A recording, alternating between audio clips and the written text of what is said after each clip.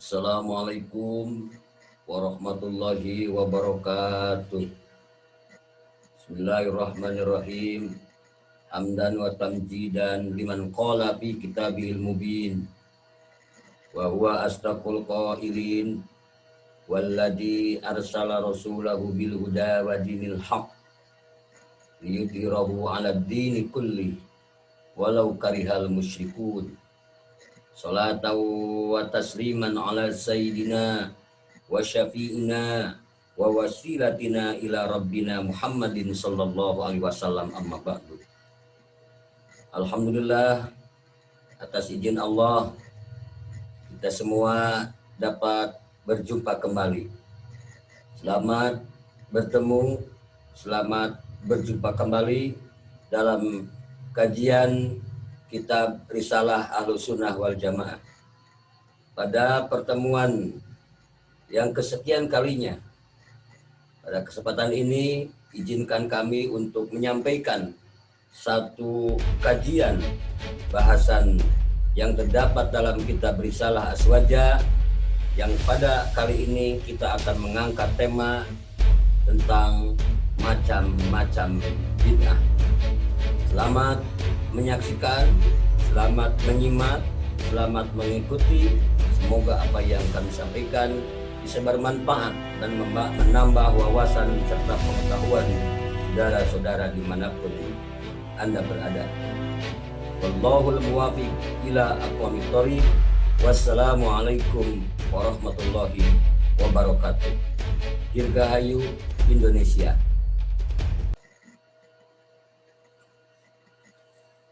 Bismillahirrahmanirrahim. Summa qala saterasna ngadawuh Syekh Jaruk. Wa aqsamuha sareng ari babagianana bid'ah eta salah satun ayatilu. Al bid'ah sarihatu nyatana nu kahiji bid'ah sarihah. Wahia sareng ari ngaran bid'ah sarihah eta mah perkara asbatatat anu netepkeun ieu emak min gairi aslin syar'iyyin tina salianti asal syara fi muqabalatima dina narimakna perkara sabata anu tumetep ieu emak syara'an cuk hukum syara min wajibin nyatana tina hiji kawajiban au sunnatin atawa sunnah au mandubin atawa anu disunatkeun au gairihi atawa salianti anu disebat. Pamatat maka terus maihan ieu bid'ah sharihah sunatan kana sunat au abtolat atawa ngabatalkeun ieu bid'ah sharihah hakon kana perkara anu hak. Wa hadihi sareng ari ieu eta syarrul bid'ah panggoreng-gorengna bid'ah. Wa ingkana sareng sanajan buktos eta laha kana ieu bid'ah sharihah naon alfu mustanadin 1000 dalil 1000 sanad minal usuli tina pirang-pirang usul awil furu'i atawa pirang-pirang furu. Fala ibrota maka teu aya hitung-hitungan eta tetep bihi kana ieu mah.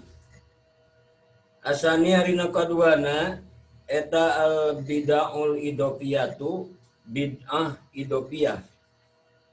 Wa iya sareng ari ngaran bid'ah idofiyah eta alati perkara tudoku anu di sandarkeun ieu bid'ah idofiyah di amrin kana hiji perkara lau salima lamun salamat itu amrun minha tina itu bid'ah lam tasiha maka henteu esah naon al munajaatu papaduanana fi kaunihi dina ayatna ieu perkara eta sunnatan sunnah au ghairu bid'atin atawa salianti bid'ah bila khilafin kalawan teu aya perselisihan au ala khilafin atawa dina aya beda pendapat mimma tina perkara taqaddama anu parantos dipayun ieu emak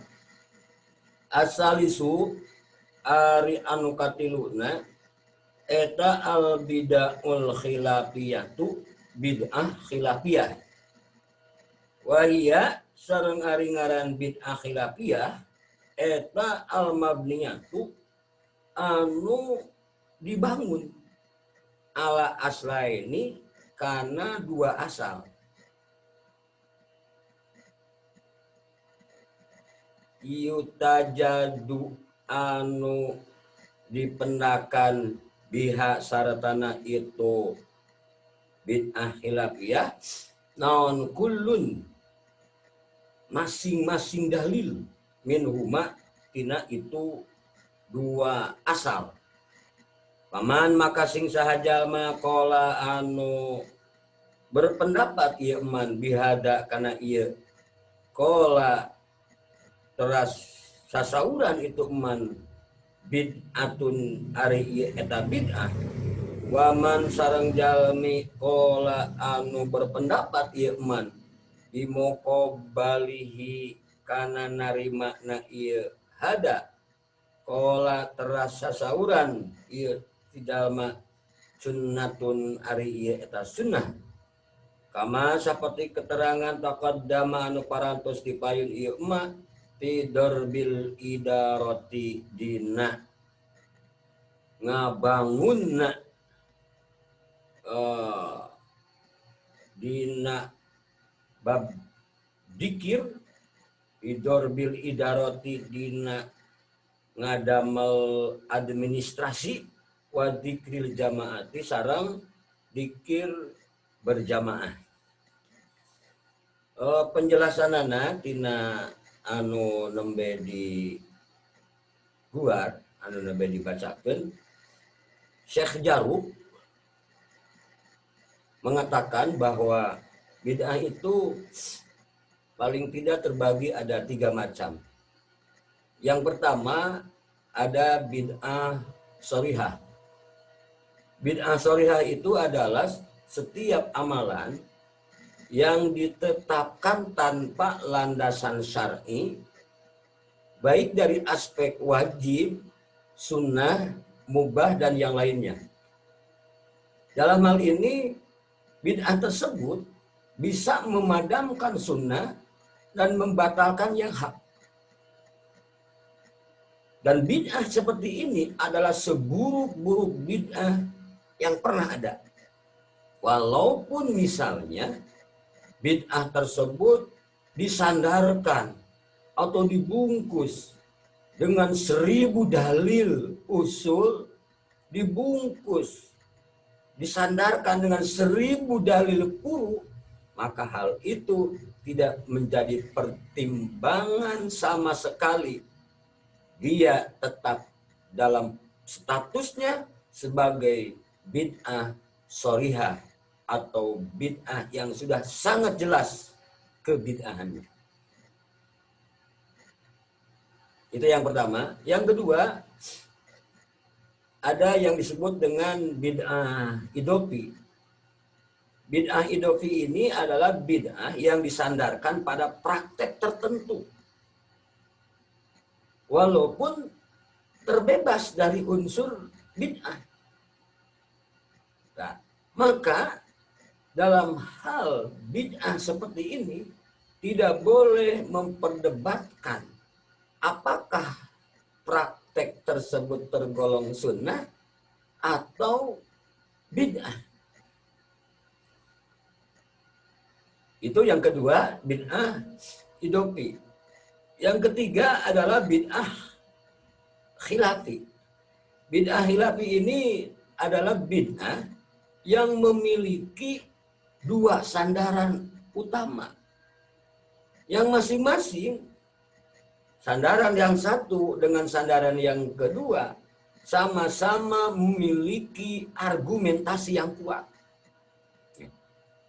Jika dilihat dari satu aspek tergolong bid'ah, tetapi kemudian dari aspek yang lain dipandang sebagai sunnah, maka ini termasuk ke dalam kelompok bid'ah khilafi.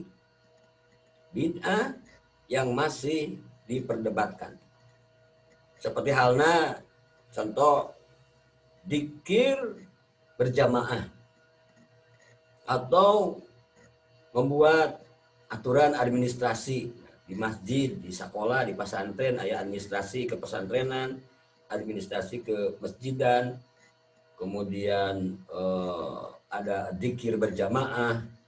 Walaupun ada seseorang ataupun satu kelompok orang yang mengatakan bahwa itu bid'ah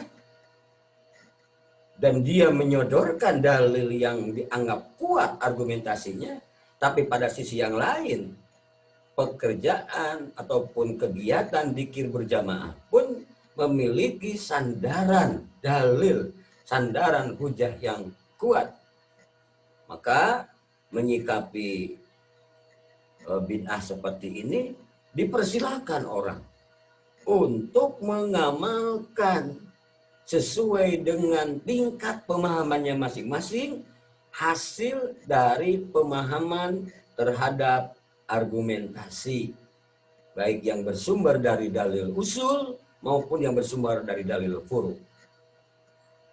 Selanjutnya, Al-Alamah Waliyuddin As-Sabsiri dalam kitab Syarah Al-Arba'in Nawawi, beliau menjelaskan, mengutip sebuah hadis yang berbunyi bahwa Rasulullah SAW bersabda, "Man ahdasa hadasan au awa muhdisan fa'alaihi laknatullah." Artinya, barang siapa yang menciptakan perkara yang baru dalam agama atau membantu orang lain menciptakan hal baru, maka dia mendapatkan laknat Allah Subhanahu wa taala. Hadis riwayat Bukhari, bisa dilihat dalam Syarah Al-Arba'in Nawawi. Kemudian bagaimana memahami hadis ini? Yang termasuk dalam kategori hadis tersebut di atas adalah akad fasid. Berhukum kepada orang bodoh, berhukum kepada orang dolim, dan setiap sesuatu yang tidak sesuai dengan hukum syara. Dan tidak termasuk dalam kategori di atas adalah pembaharuan yang tidak keluar dari dalil syara.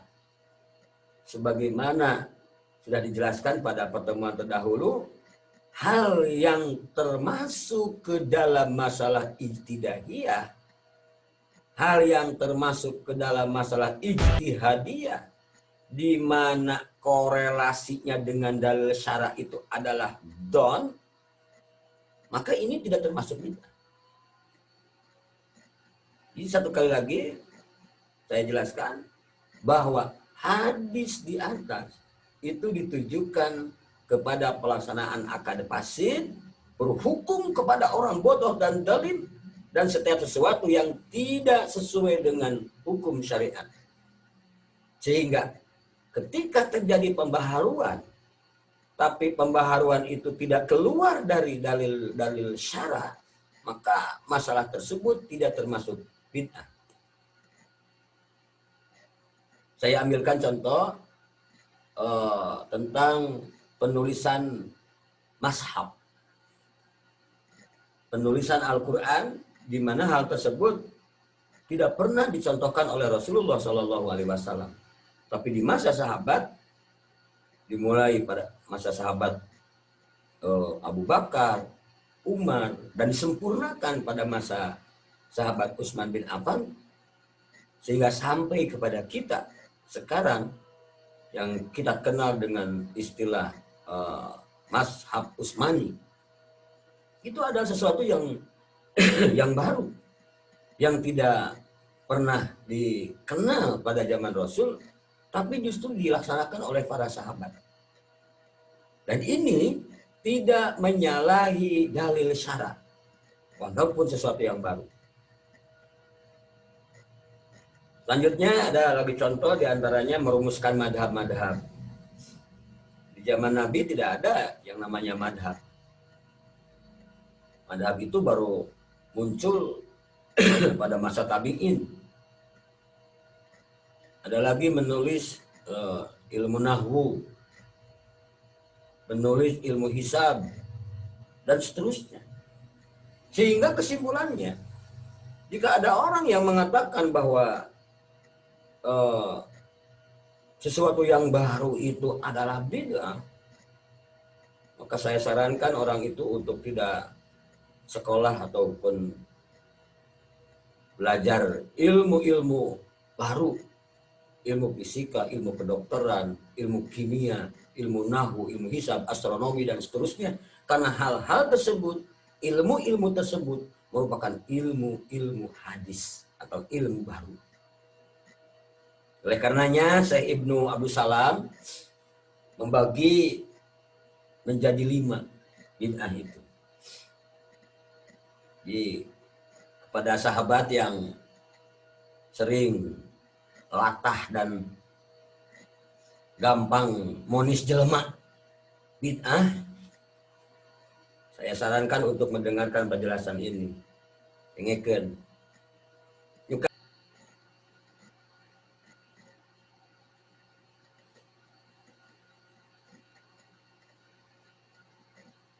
Yang pertama,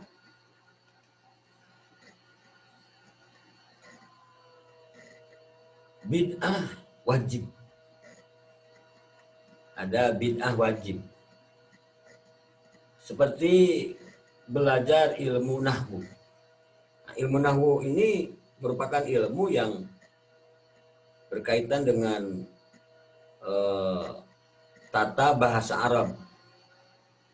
Jika seseorang ingin memahami tentang struktur gaya bahasa Al-Quran, maka ia mesti belajar ilmu nahwu, ilmu sorof, ilmu ma'ani, ilmu balaghah, ilmu bayan, yang kesemuanya itu merupakan ilmu-ilmu baru.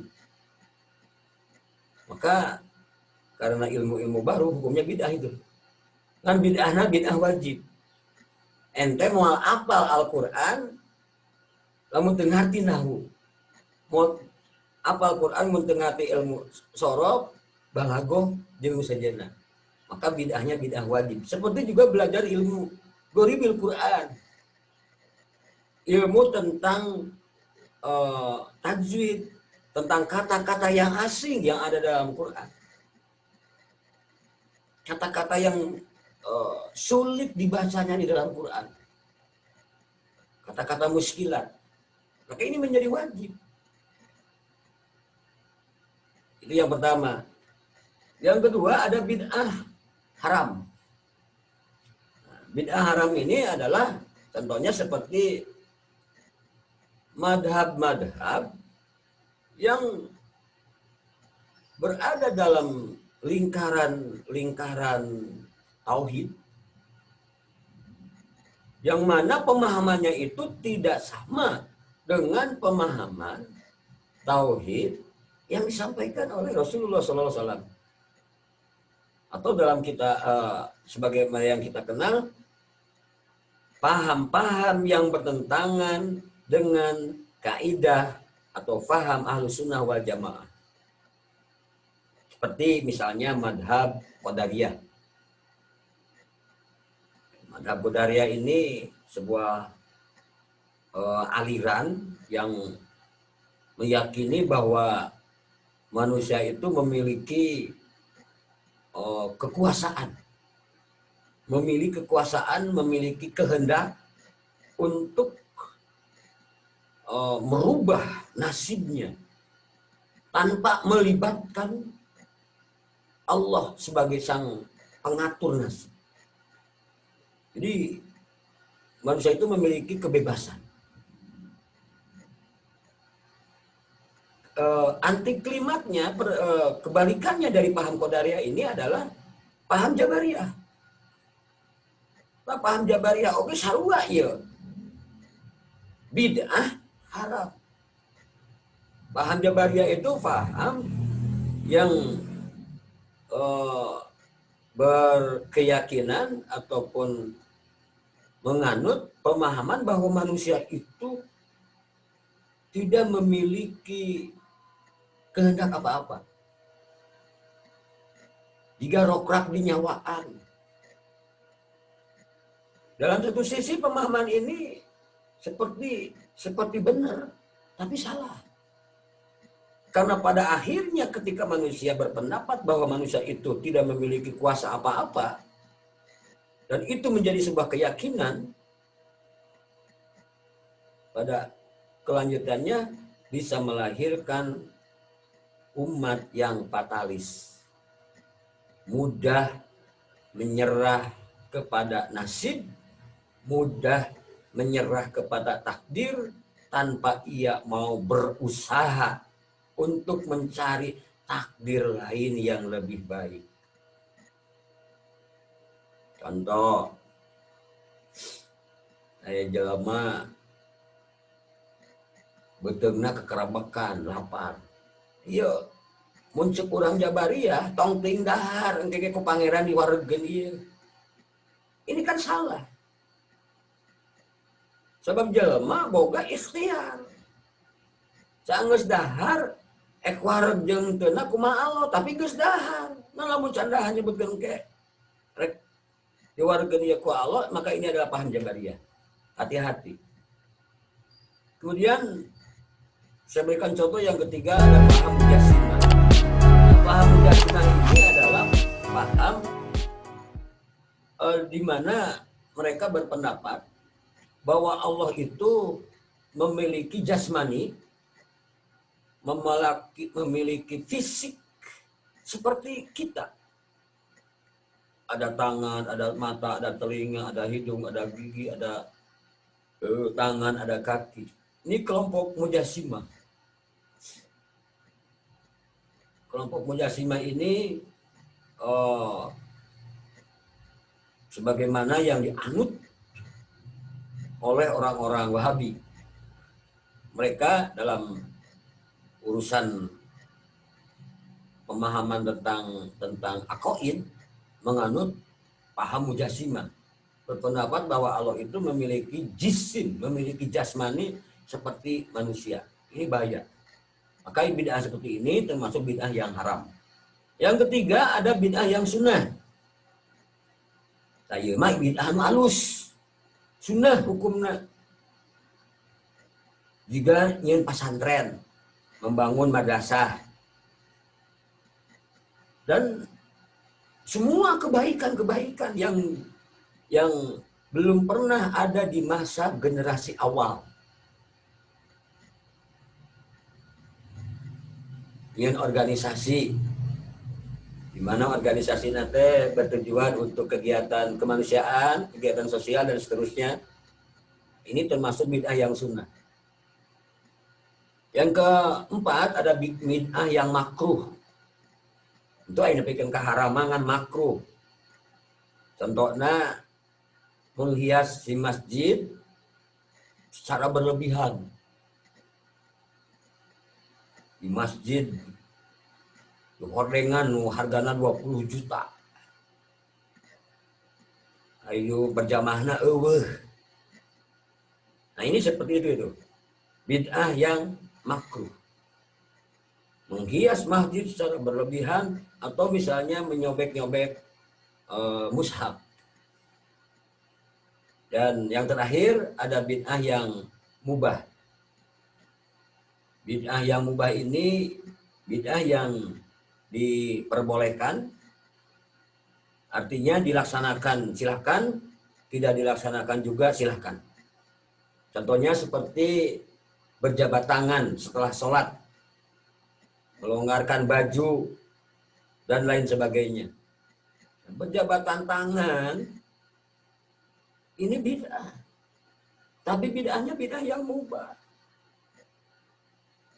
Tas sholat maksudnya. Dia mulai menyebutkan tas sholat tuh, salaman, itu kudu kumaha tuh, kudu ngorek HP tas sholat.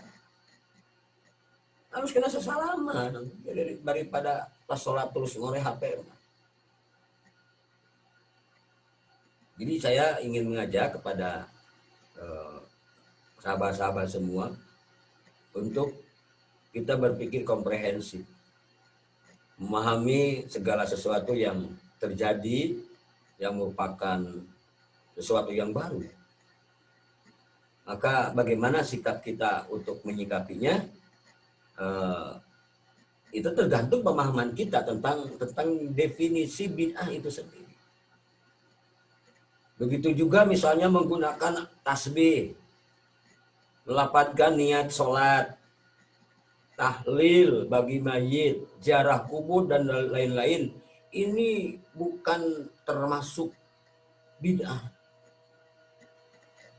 Bukan termasuk bid'ah. Karena hal tersebut ada sandaran dalilnya. Ayat, keterangan, hujah, argumentasi. Nah, baik itu hujah ataupun dasar hukum yang diambil dari dasar hukum yang usul, asal, atau dari hukum yang furu. Nah, demikian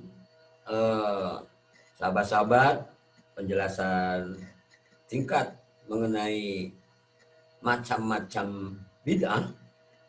Mudah-mudahan apa yang saya sampaikan bisa menambah perbendaharaan pengetahuan kita mengenai macam-macam bid'ah, sehingga kedepannya bisa merubah sikap kita untuk bisa lebih toleransi dalam fikih, toleransi dalam perbedaan, toleransi dalam pemahaman.